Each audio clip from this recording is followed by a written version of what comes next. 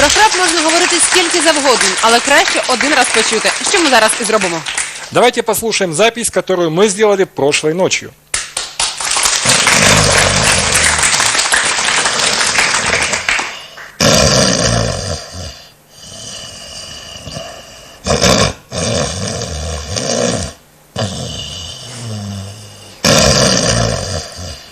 Это, собственно, и есть бронхопатия или храп.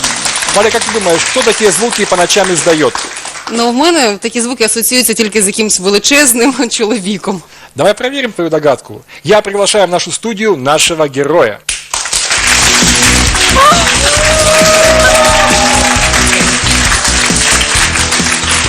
Світлана, добрий день. Добрий день. Ну, ви в мене взагалі не асоціюєтеся з хрипінням. І з тими звуками, які ми щойно чули. Для меня это тоже сюрприз был. Я первый раз слушала себя в записи.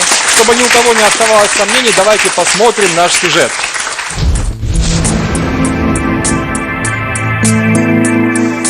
Если бы я так заснула в машине, наверное, все бы позбегали. Світлана ніколи не подорожує вночі, особливо потягами та автобусами. А все через те, що її тендітний дівочий організм здатен видавати просто богатирські звуки. Мама мне вообще полжизни говорит, что я очень громкая девочка. Я могу случайно чего-то где-то зацепить, случайно удариться, особенно когда поздно прихожу вечером. Ну, плюс храп. Решили, что буду жить отдельно. На відпочинку у великих шумних компаніях Світлана відразу попереджає: або давайте окрему кімнату, або терпіть. По утрам рассказывают, мать, ты храпела, спать нам не давала. Да, я храплю. Для близьких друзів та родичів Світлана придумала власний ритуал відходу до сну. Спершу вкладає спати гостей. Чекати, доки вони заснуть, їй допомагає улюблена іграшка, товариш по нещастю – англійський бульдог. Вы знаете, что английские бульдоги храпят? Хорошо, что он игрушечный. Чтобы точно все друзья позбегали. 2 години в тиші можна вкладатися і самій. Добраніч. Сьогодні ми говоримо про хрипіння. Хвороба, яка не залежить ані від віку, ані від статі. І будемо говорити про те, як цьому зарадити. У нас сегодня в студии девушка, которая храпит. Мы будем вместе разбираться, как и чем мы ей можем помочь. Света, когда вы впервые узнали, что вы храпите? Ну, несколько лет назад мама сказала, и сестра пожаловалась, а потом молодой человек. Ну, ви до нас завітали сьогодні своєю сім'єю. Ваша сестра – молодий чоловік в нашій студії. Антон, скажіть, будь ласка, а в ваших стосунках це відіграє якусь роль, що от Світлана трошки хропе? Нет, ну, оно не то чтобы отыгрывает роль, оно просто ощущается, можно это так сказать. И то, что вы тут ставили, это на самом деле цветочки, то есть по сравнению с тем, да, что я могу слышать. Вот. И дело в том, что именно это нам не позволяет жить вместе. Мы бы уже жили бы вместе, но... Ну, невже це така велика проблема? Світлану можна легенько перевернути на бік. Люди, які сплять на боку, вони не храплять. Сколько не переворачивай, сколько ты не буди, не присвистывай, но все равно, вот, как говорится, боремся как можем, но даже вот едем в поезде на отдых, храпит Светочка, а краснеем в итоге мы вдвоем. Світлана спокійно спить в цей час. Олена, скажіть, будь ласка, а як ви в сім'ї боретеся з тим, щоб якось спати спокійно? Ну, я ее бужу. В итоге мы ненавидим друг друга, потому что обе не высыпаемся. Ну, в принципе, я стараюсь лечь пораньше я, потому что если я лягу позже, то это все. Если я успею заснуть, еще ладно. А если Света ложится первая, то все, можно уже полночи развлекаться. Я так розумію, що ця проблема турбує вас всіх, вашу сім'ю. Ви пропонували Світлані сходити до лікаря? Ну, я ей говорила, сделай что-нибудь, потому что мне это сильно мешает, и, наверное, это тебе тоже вредит. Ну, как-то... Наслідку ніякого. Нет. Світланочка, а ви щойно почули і реакцію хлопця, і вашої сестри, і вперше почули те, як ви хропите. Ну, як ваше враження взагалі? Не дуже приємне. Неприємно. Я знала, що це проблема, але не настільки. Чому ж ви досі не сходили до лікаря? Я сходила до лікаря, навіть взяла направлення до лора рік назад, але так і не змогла сходити. Просто не хотіла часу. Ну, якщо у вас не вистачило часу сходити до лікаря, то лікар прийшов до вас. Зустрічайте, наш експерт Горбачова Анна Дмитрівна.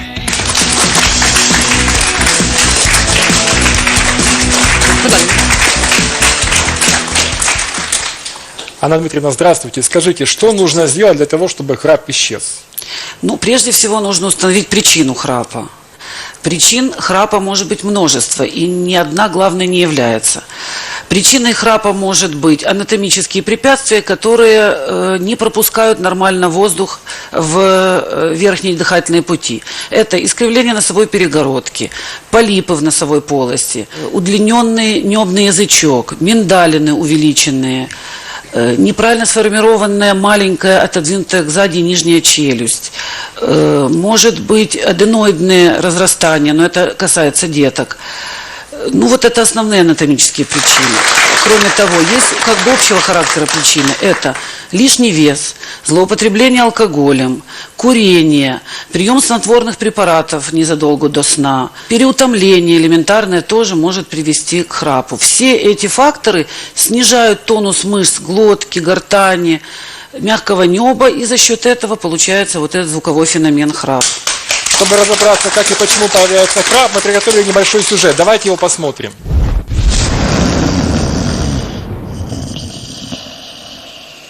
Хропіння виникає у верхніх дихальних шляхах, зазвичай під час удиху. Воно є ознакою того, що дихальні шляхи частково перекриті.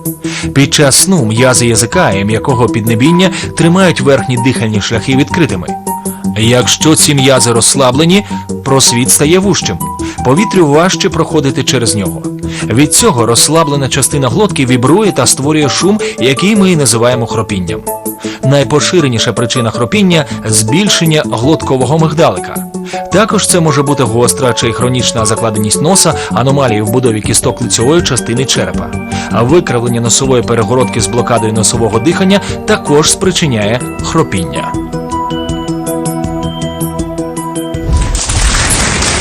Анна Дмитрівна, хотілося б дізнатися, якої сили може досягнути хрипіння?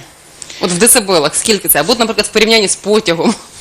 Ну, патологический храп, к счастью, он встречается крайне редко, может достигать 110-112 дБ. Это двигатель, это шум реактивного самолета при взлете. Ого, бідні сусіди і рідні такої людини. Ну, я думаю, наша Света так не храпит, и еще до реактивного самолета далеко, она пока еще поезд пытается заглушить, наверное, да? Но Я этот думаю, храп да. мешает жить и ей, и ее близким. Декому, щоб позбутися хропіння, необхідно скинути від 5 до 10 кілограм. Іноді необхідно оперативне втручання. А от що потрібно вам, Світлана, ми зможемо дізнатися лише після обстеження. И прямо сейчас в нашей студии мы его проведем. Я прошу вас пройти в нашу манипуляционную комнату и провести необходимое обследование для Светланы. Ну что ж, наконец Светлана узнает, в чем причина ее храпа.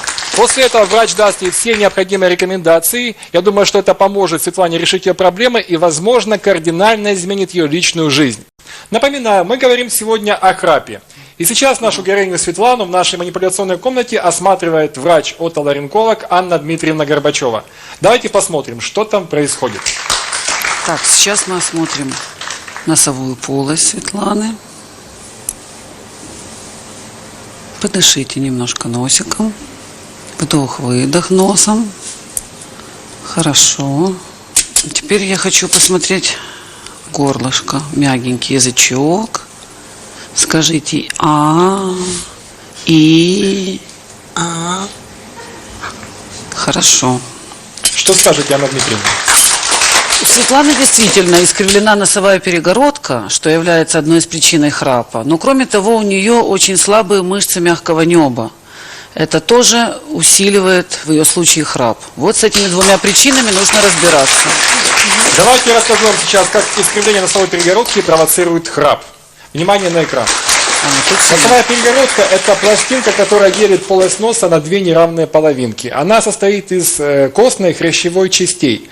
Многие думают, что она идеально равна, но это не так. На самом деле перегородка всегда немного или сильно деформирована.